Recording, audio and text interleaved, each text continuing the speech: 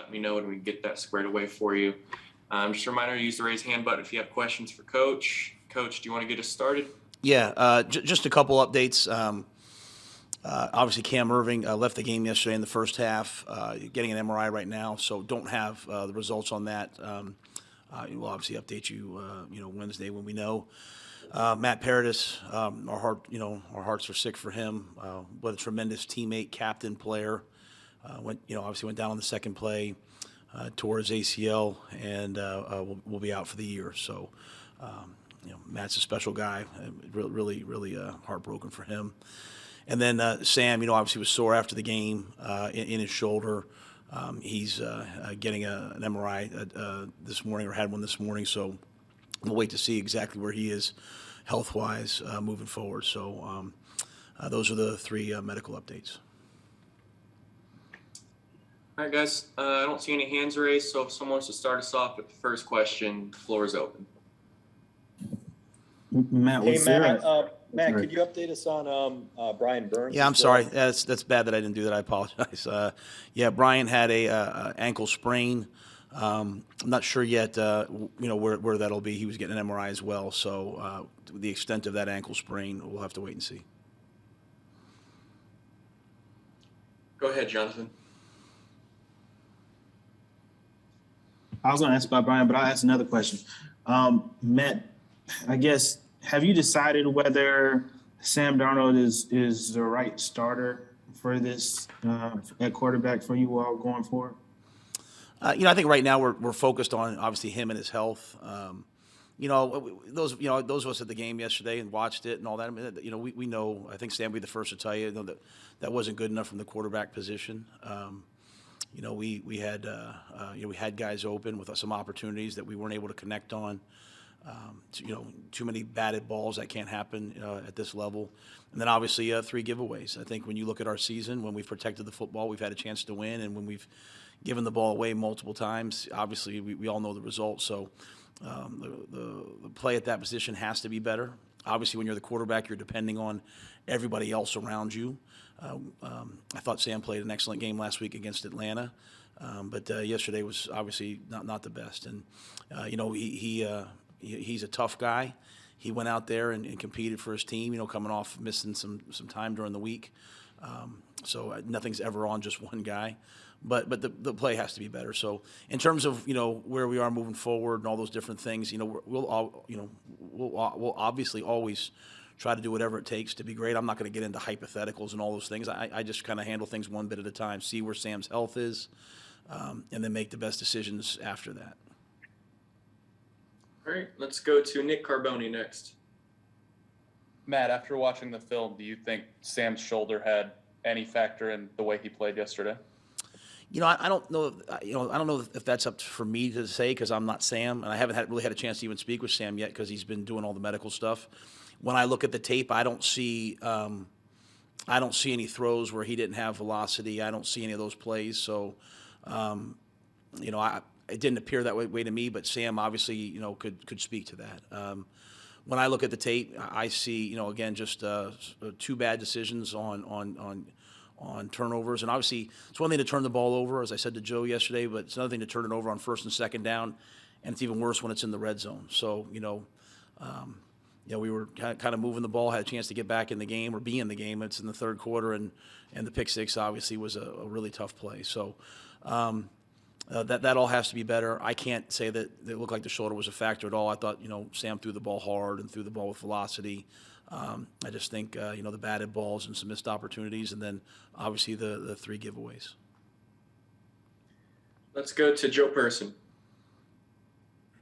Matt, if Sam is healthy, is he still your starter?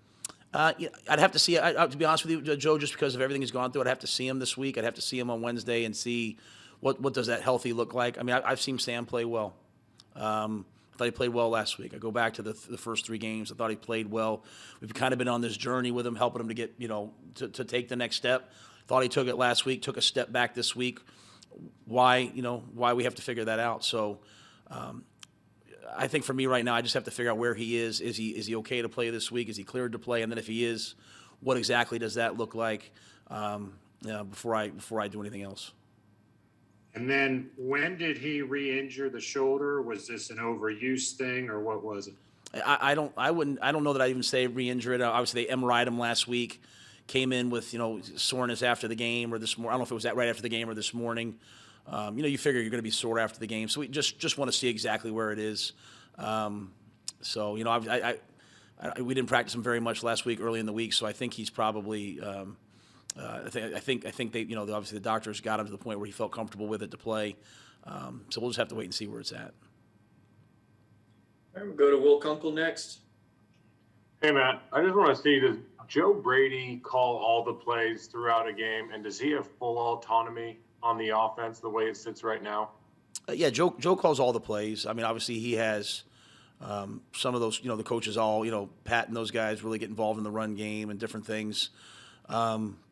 So, in terms of like an overall goal going into each game, hey, let's run the ball this amount of times. Obviously, I get involved with that. Like, hey, let's try to run the ball, in these situations. I'd say that if I didn't like a play, I could obviously overrule it. It's kind of tough because he's speaking directly into the mic. But Joe takes suggestions as the game goes. Anytime you have a bad game, you're going to look at everything, right, and be frustrated with everything. I just think there was, whether it was Christian, on the double move, or there were some guys open yesterday. We just didn't quite execute. So, we'll just have to keep grinding away.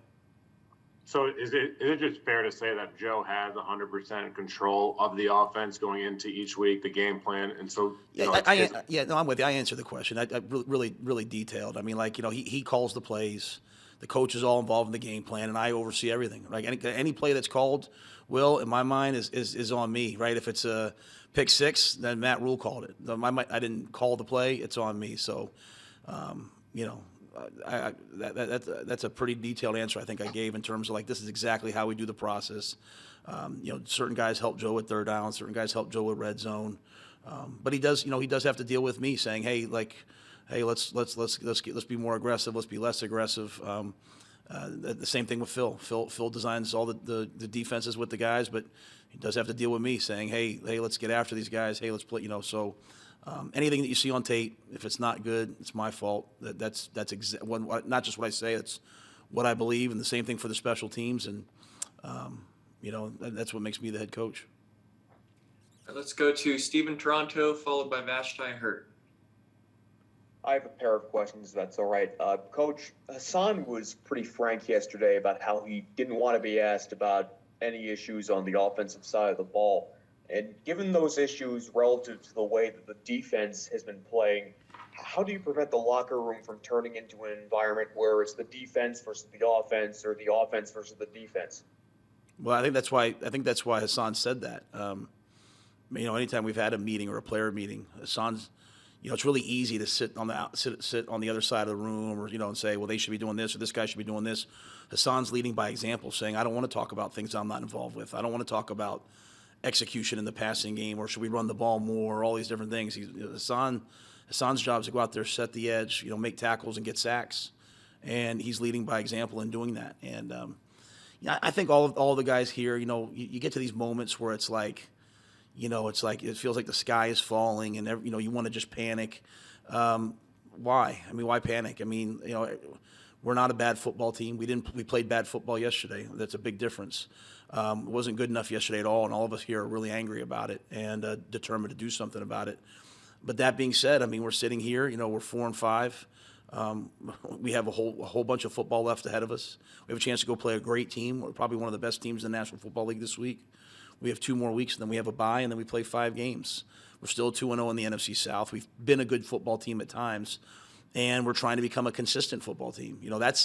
That's really the trajectory and the process you have to go through.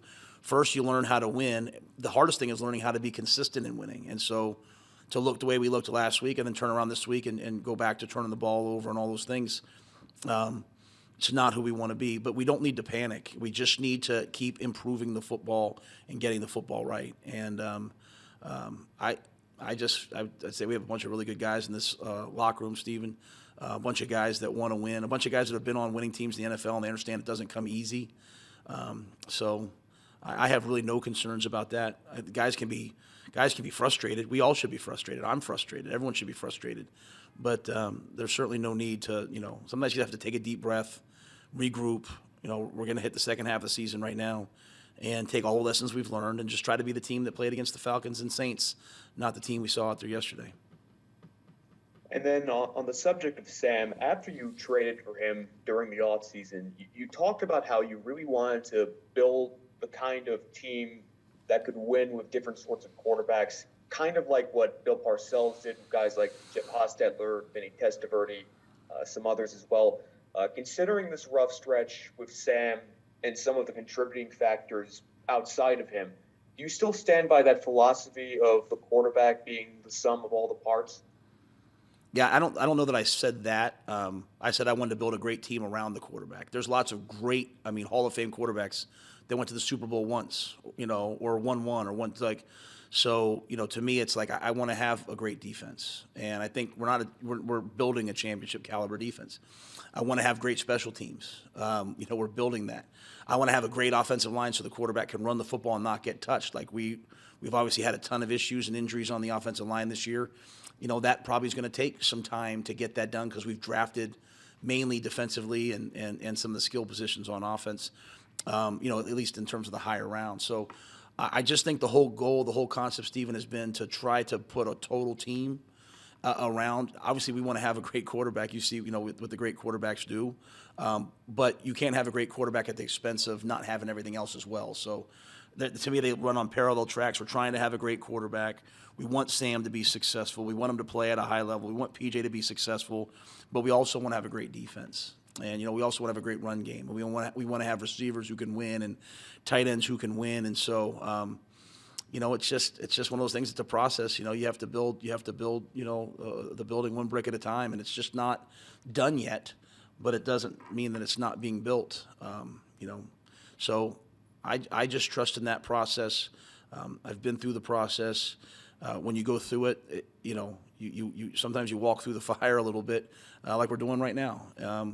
But you don't get burned. It gets hot, but you don't get burned. And so that's why it just takes unbelievable mental toughness. It takes unbelievable accountability and discipline as an organization to just keep doing what we're doing and try to do it better. So that's how I look at it. Try to build a complete and total team. At the same time, also completely respecting, understanding that we have to have great quarterback play. Yesterday wasn't good enough. We have to be better.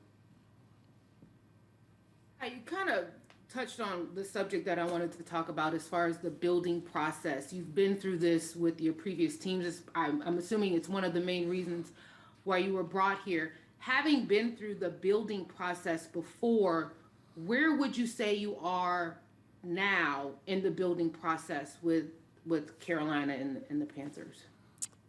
Kind of like what I just said. I think we're making real strides on defense. I think we're making strides on special teams. I think since the Eagles game, Chase has done a nice job. When you lose your punter, it's hard.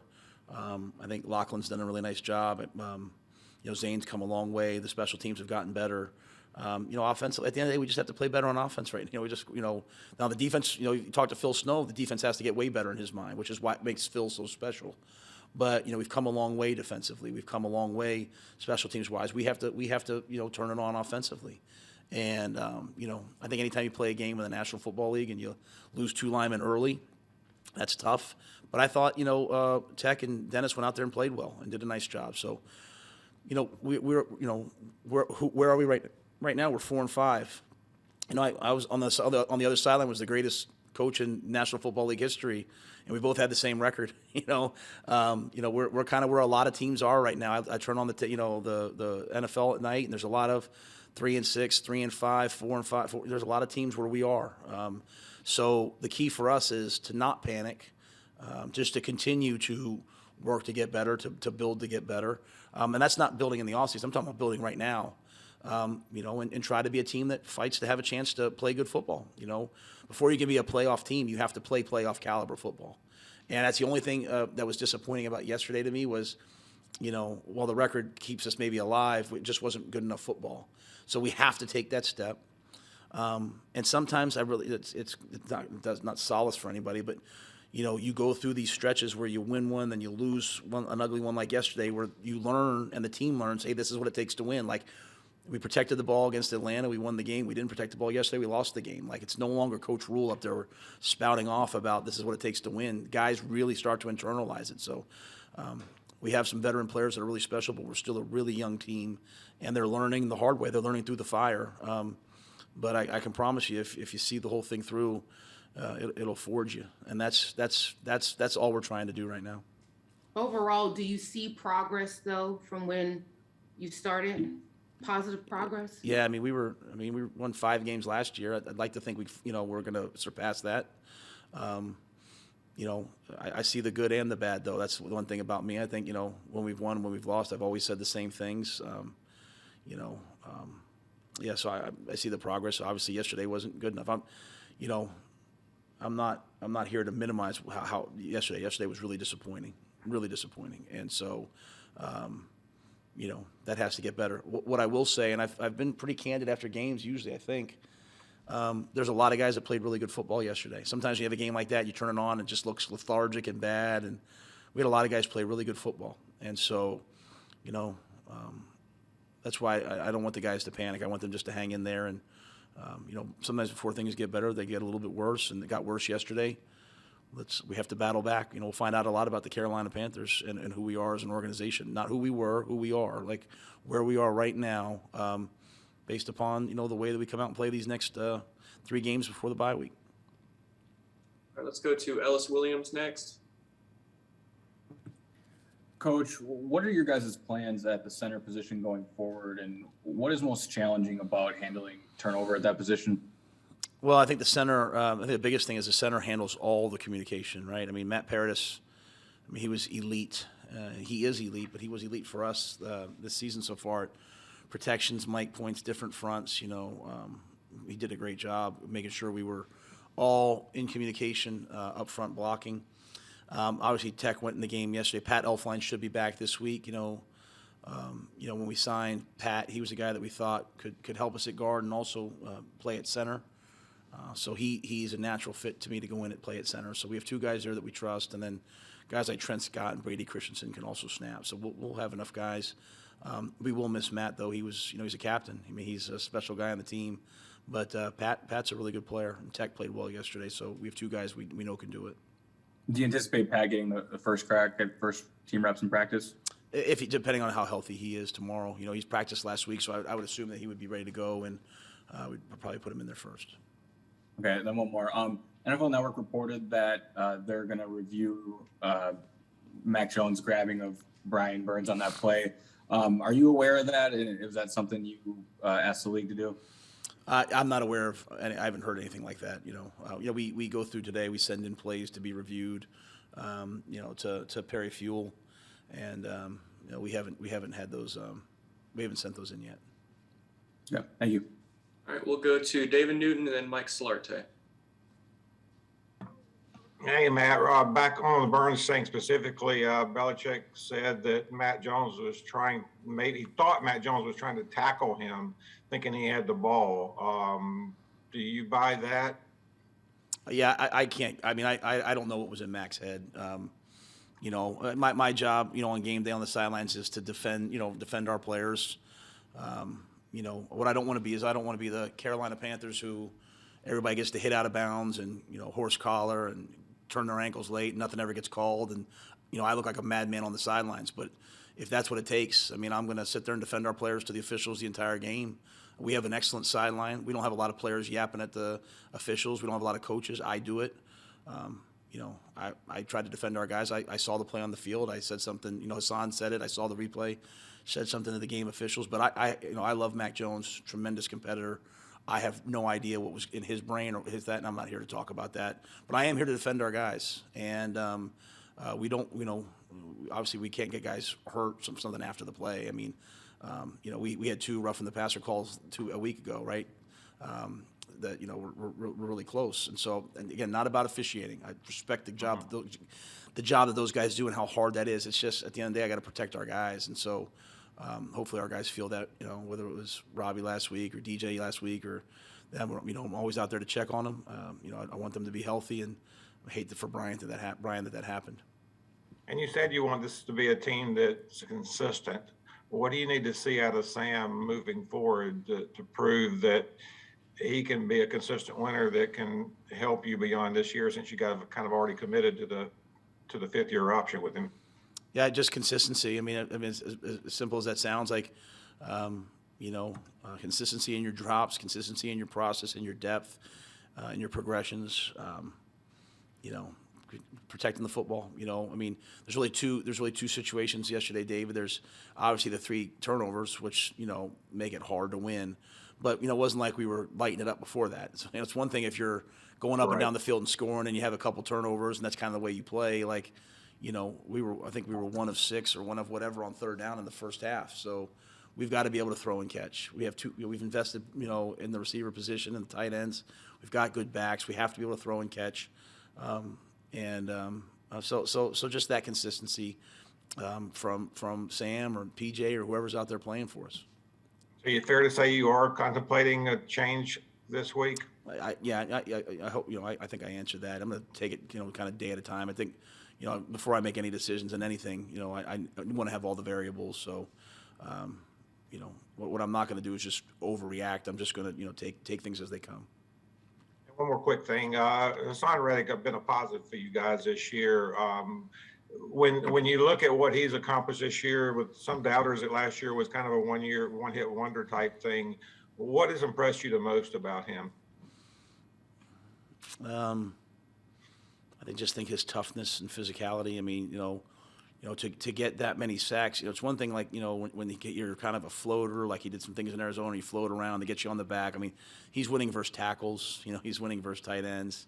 He's anchoring the run game. I mean, he's playing, 50, 60, 70 snaps a game. He doesn't come off the field really, so except for like one package. I think his consistent ability to defend the run to rush tackles, not just rush tight ends and backs as an outside backer. I mean, and then his ability to play for 60 plays a game is impressive.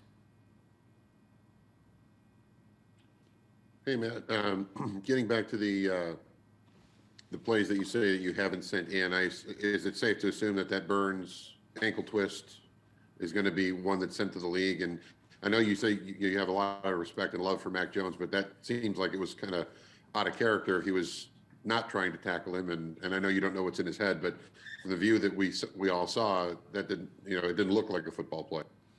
Yeah, all I said was I'm just not, I don't want to comment on another player on another team. That's just not my role. My job's to comment on our guys. So, with regards to what the first part was, in terms of sending plays in, it sounds like from what you guys said, it's kind of already being looked at. So, I mean, we'll send all those types of plays in, each week, and just go through the process. And then following up, with the injuries to Paradis and Irving, how did Tecklenburg hold up, and how did Daly hold up under the fire kind of being thrown in there? Yeah, I thought Tecklenburg played well. I thought Daly played well. A little, Dennis is so talented. Dennis just needs to. We're just trying to constantly urge Dennis to play with just a little bit more grit and finish. Really, as an offensive lineman, you're evaluated by how you play when things don't go well, right? You can block someone for 60 plays and then have 3 missed blocks and give up 3 sacks and lose your job. So offensive line is one of the hardest things there is to do, and just trying to get Dennis just to have the grit to just, hey, the guy's got me on an edge, let me finish the block, let me lay out, let me do whatever it takes to make sure the quarterback doesn't get hit. But he has all the talent to do that. He's a wonderful guy, so I'm hoping that Dennis will emerge if Cam can't go and really take a step along with Brady as we fill that spot.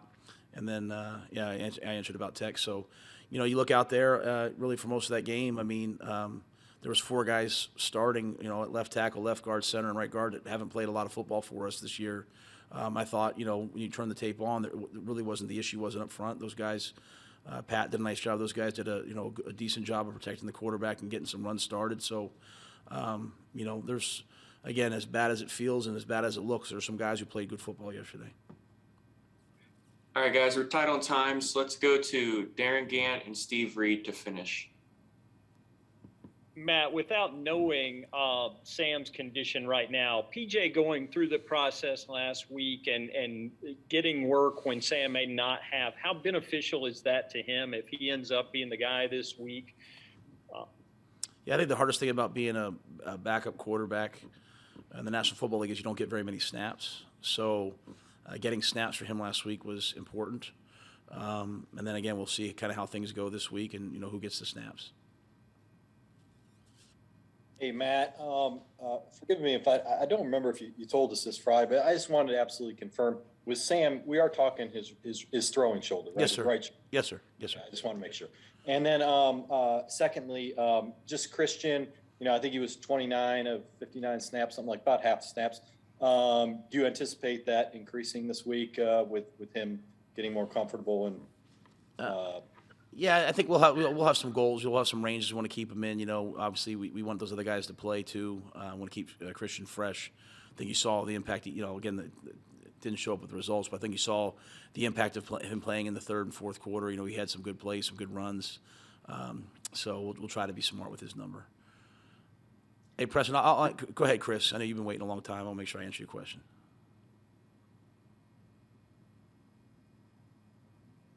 Thank you, Coach. My question, I know last week or previously did some extra work with Sam to try to get him back on track. We're watching some old film. You have any plans like that of doing anything with him this week to get him back on track? And then I'll ask you my second question. Yeah, I think the biggest thing is when as a player, when you have some adversity, when you don't play well, especially when you're in a position where everyone's paying attention to it, everyone's questioning you. Like you need to know that when you walk in the building, when you walk in the locker room, you see the coaches that there's people have your back, and doesn't mean that we accept bad football, right? Just like doesn't mean we accept bad coaching. It doesn't mean we accept bad O-line play or D-line play. Like everyone's trying to get better, but you need to you want to have people there. So yeah, I mean, I'll continue to always meet with Sam and to always visit with PJ and to always talk to Shaq and Christian and Daquan Jones. I mean, like that's what it is in here. Again, we want everyone in this building, and everyone in this building just needs to take a breath, regroup, and get ready to go play the second half of the season. And we just, to David's point, we just have to be more consistent. We've looked good at times, we've looked bad at times, we've been in the middle at times. So we have to take a step. Obviously, when the quarterback plays well, you're probably going to play well as a team. So we have to help whoever the quarterback is. Hopefully Sam. We have to help Sam play at his best, and part of that's me. I'm not a quarterback coach. I'm not going to sit there and evaluate a ton of tape with him. I did that one time just to be like, hey, let's see you doing it right. But you have to know that people in the building support you and they have your back and they want to see you be successful. And as corny as it might sound to everybody, when you go through adversity, you don't know who has your back until you go through adversity, and then you find out. So. A locker room is 53 plus 69 guys plus 20 coaches. Well, none of us really find out who each other is until you go through bad moments, and so Sam will find out about us, we'll find out about Sam, and vice versa, all the way up and down the roster. We'll learn a lot about ourselves this week. We're facing one of the best teams in the National Football League, if not the best, and so what a challenge. We'll go on the road. Let's go try to play good football. So that's kind of my approach, Chris, as I head into this week. Not as a comparison, Coach, but just what are the strengths that you see as a PJ Walker when he's behind center? PJ has big arm, can move, smart player, plays with good anticipation. Obviously, not the biggest guy, so sometimes you have to do some different things to change some of his angles. And he's a good player when he protects the football. Just have to make sure he protects it. Thank you, Coach. All right. Thank you, guys. Appreciate it, Coach.